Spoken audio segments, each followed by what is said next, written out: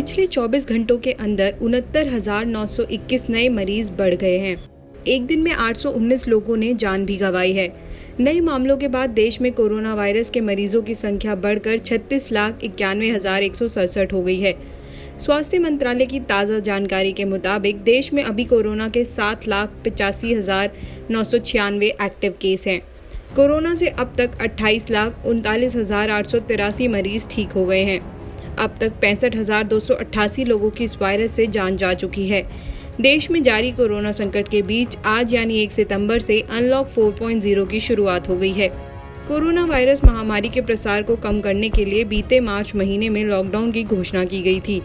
इससे देश में लगभग हर सेक्टर में गतिविधि थम सी गई थी और सामान्य जीवन बुरी तरह प्रभावित हुआ था। अब सरकार धीरे धीरे सब कुछ सामान्य करने की कोशिश कर रही है। 1 सितंबर यानी आज से देश में अनलॉक का चौथा चरण शुरू हो रहा है। गृह मंत्रालय ने अनलॉक 4 को लेकर गाइडलाइंस जारी की थी। अनलॉक 4 के तहत कहा जा सकता है कि देश में कुछ संस्थानों और सेक्टर्स को छोड़कर बाकी चीजें सामान्य हो रही हैं। चौथे चरण के इस अनलॉक में कई सारी छूट दी गई हैं। हाँ, लेकिन कंटेनमेंट जोन्स के लिए अभी 30 सितंबर तक सख्त नियम रहेंगे। देश में आज से अनलॉक 4 शुरू हो रहा है। इस चरण में भी स्कूल, कॉलेज और अन्य शैक्षणिक संस्थान बंद ही रखे गए हैं। इन्हें फिलहाल 30 सितंबर तक बंद रखने के आदेश हैं। हालांकि 9वीं से 12वीं कक्षा तक के छात्रों के लिए कुछ छूट दी गई है। इस चरण में सिनेमा हॉल, स्विमिंग पूल, मनोरंजन पार्क, थिएटर और इसी तरह के स्थान बंद रहेंगे। अंतर्राष्ट्रीय हवाई यात्रा गृह मंत्रालय द्वारा मंजूर यात्रा को छोड़कर स्थगित रहेगी।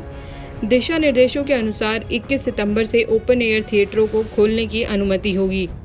नई गाइडलाइंस के मुताबिक आज से सामाजिक, शैक्षणिक, खेल, मनोरंजन, सांस्कृतिक, धार्मिक, राजनीतिक कार्यक्रम और अन्य सभाओं में 100 लोगों के शामिल होने की छूट दी गई है। इस दौरान mask, social distancing, thermal screening और सैनिटाइजर का उपयोग करना जरूरी होगा। अंतर्राज्यीय यात्राओं पर कोई रोक नहीं है। व्यक्तियों और सामान की 2 राज्यों के बीच तथा एक ही राज्य के अंदर गतिविधियों पर कोई पाबंदी नहीं होगी।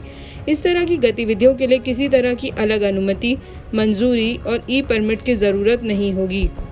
मेट्रो ट्रेनों को 7 सितंबर से चरणबद्ध तरीके से संचालित करने की अनुमति दी जाएगी।